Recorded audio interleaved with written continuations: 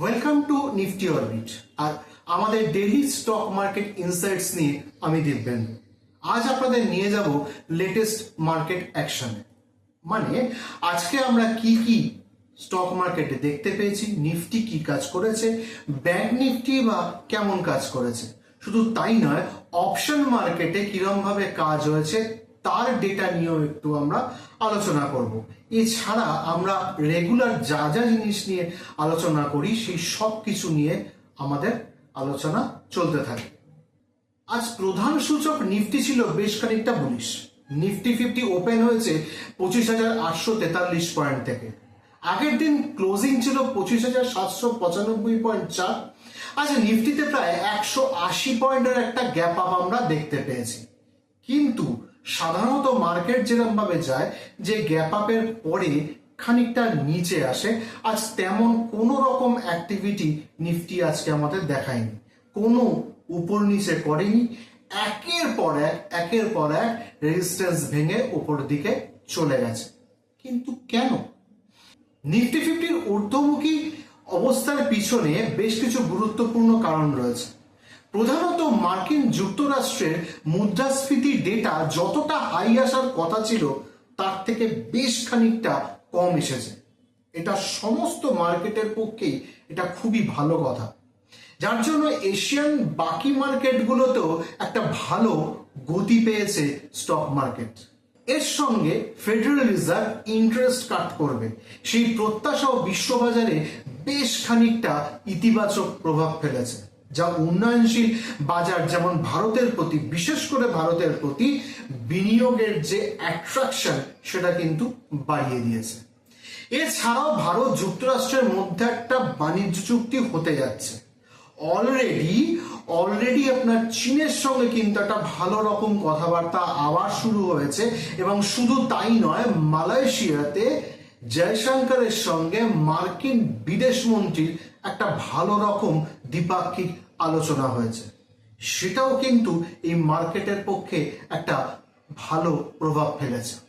শুধুমাত্র এশিয়ান মার্কেটগুলোতে রেকর্ড উচ্চতা হয়েছে বলেই মার্কেট বেড়েছে তাই নয়, এদেশে উৎসব মরশুমে খুব ভালো বিক্রয় হয়েছে এবং ব্যক্তিগত খাতেও প্রচুর বিনিয়োগ বৃদ্ধি পেয়েছে, যার ফলে এই সব কিছু নিয়ে নিফটি 50 একটা দারুণ র্যালি দিল। এরপরে আমরা চার্ট খুলে সেখানেও বুঝবো যে নিফটি 50 কিভাবে রিয়াক্ট করছে বা রিয়াক্ট করবে, কতটা উপরে যেতে পারে খুব নিয়ার ফিউচারে, তারও একটা প্রেডিকশন আমরা করব। জেনারেলি বড় গ্যাপ আপ বা গ্যাপ ডাউনের পরে মার্কেট খুব বেশি সেই দিকে মুভ করতে পারে না, তবে মাঝারি মাপের একটা গ্যাপ আপ হয়েছে। মার্কেটের আজ কোনো রকম ভাবে থামার ইচ্ছে ছিল না। সোজা 28,825 থেকে শুরু করে প্রায় 26,000 প্লাস উঠে গেছে, মানে 26,000 ক্রস করে গেছে। আর যারা ইন্ট্রাডে করেন, বিশেষ করে যারা অপশন ট্রেডিং করেন, তাদের ক্ষেত্রে কিন্তু একটু চাপ হয়ে গেছে। কিরকম? আজ মার্কেট খুব ভালো এন্ট্রি বানাতে দেয়নি। যারা অপশন মার্কেটে কাজ করেন তাদের ক্ষেত্রে বলছি, শুধু রেজিস্ট্যান্স ভেঙেছে আর উপরে উঠে গেছে। তবে যদি কেউ রিস্ক নিয়ে হাই মার্কেটে রিস্ক জোনে এন্ট্রি যদি কেউ বানাতে পেরেছেন, তো তার কিন্তু আজ ভালো প্রফিট হয়েছে। তবে একটা জিনিস বারবার মাথায় রাখবেন যে হাই রিস্ক জোনে যখনই আপনি এন্ট্রি বানাতে যাচ্ছেন, হাই রিস্কটাও কিন্তু ম্যাটার করবে। সেই রিস্কটা যদি ফলো করতে পারেন, যদি ক্যারি করতে পারেন, তবেই সেটা কিন্তু নেবেন। এবার প্রশ্ন আসে 26,000 ওই রেঞ্জটাতেই বা কেন আটকে গেল মার্কেট? এর প্রধান কারণ হচ্ছে ওয়াই। 25,900-তে একটা ভালো রেজিস্ট্যান্স ছিল, তবে সেটা শুধুমাত্র ভলিউমের রেজিস্ট্যান্স ছিল।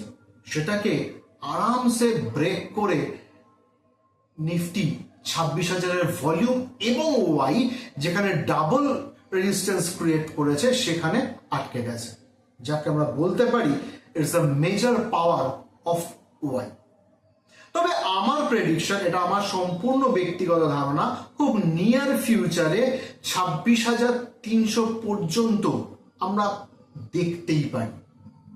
শুধু রেজিস্ট্যান্স পার্ট বললে কিন্তু ঠিক হবে না ব্যাপারটা। সাপোর্ট পার্টও কিন্তু খুব ভালো সাপোর্ট দিয়েছে এবং ভলিউমটা বারবার উপরে যাওয়ার চেষ্টা করে, শুধু ভলিউম না, ওয়াই এবং ওয়াই চেঞ্জও তার সঙ্গে ভালোভাবে নিচের থেকে ওপরে, মানে 25,900 থেকে আস্তে আস্তে 26,000-এর দিকে উঠে আসছে। আজকে নিফটির মতো ব্যাংক নিফটিও বেশ খানিকটা গ্যাপ আপ ওপেন হয়েছে।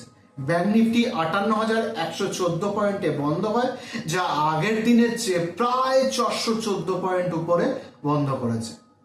ব্যাংকিং সেক্টরের মধ্যে এইচডিএফসি ব্যাংক, আইসিআইসিআই ব্যাংক এবং এসবিআই ব্যাংক ভীষণ ভীষণ ভালো পারফর্ম করেছে।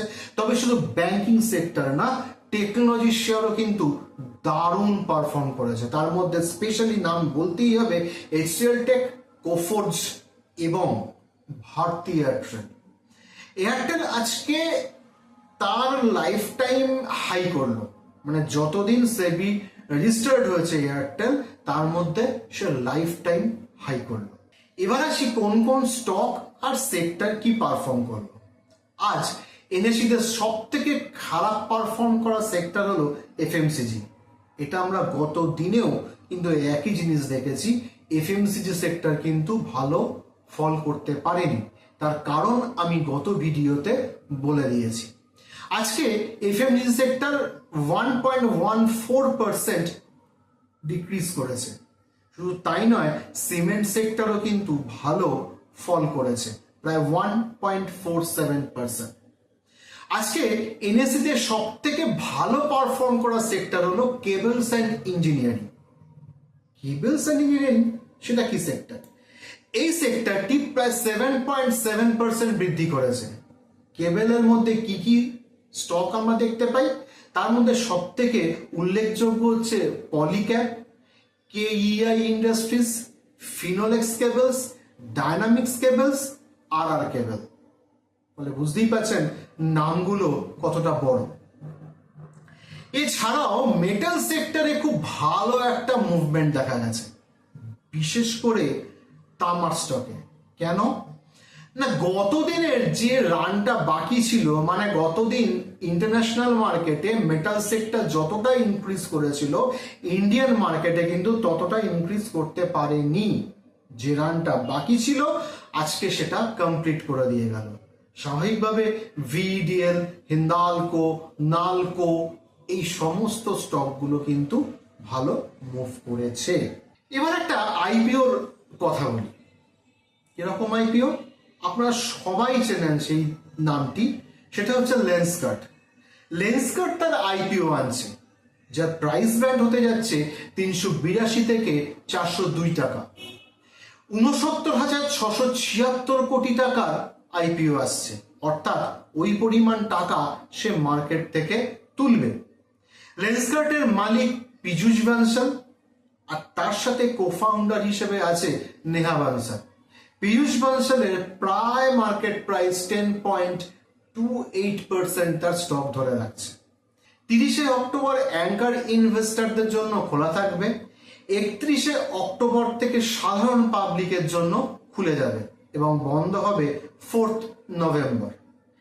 আর আপনি যদি অ্যাপ্লাই করে থাকেন এই স্টকের জন্য, মানে এই স্টকের আইপিওর জন্য, তাহলে তার অ্যালটমেন্ট পেয়েছেন কিনা সেটা আপনি 6 নভেম্বর জানতে পারবেন। আর যদি না পান তার টাকাটা 7 নভেম্বর কিন্তু ব্যাক করবে। এবারে আসি নিফটির টেকনিক্যাল কি কি পার্ট আছে, যেটা দিয়ে আজকে আমরা আলোচনা শেষ করব। আজকে নিফটি 50 যে টেকনিক্যাল ভিউ, নিফটি এখন প্রেজেন্ট ট্রেড করছে নো ট্রেডিং জোনে। মানে দৈনিক চার্টে নিফটি 50 আরএসআই 67.92, যেটা কিন্তু একটা প্রপার বুলিশ সেন্টিমেন্ট মিন করছে। আবার 15 মিনিট যদি আমরা চার্ট দেখি, সেখানে নিফটি 50 20 ও 50 ডেজ ইএম এর নিচে হলেও 100 এবং 200 দিনের ইএম এর ওপরে ট্রেড করছে, যেটা কিন্তু মিশ্র সংকেত দেয়। ফলে যখনই আপনার ট্রেড করবেন খুব বুঝে ট্রেড করবেন। আর একটা কথা, ইন্ডিকেটরসটা কিন্তু সবকটাই লেট ইন্ডিকেটর। একটা জিনিস মাথায় রাখবেন, ডেটা ইজ আলটিমেট।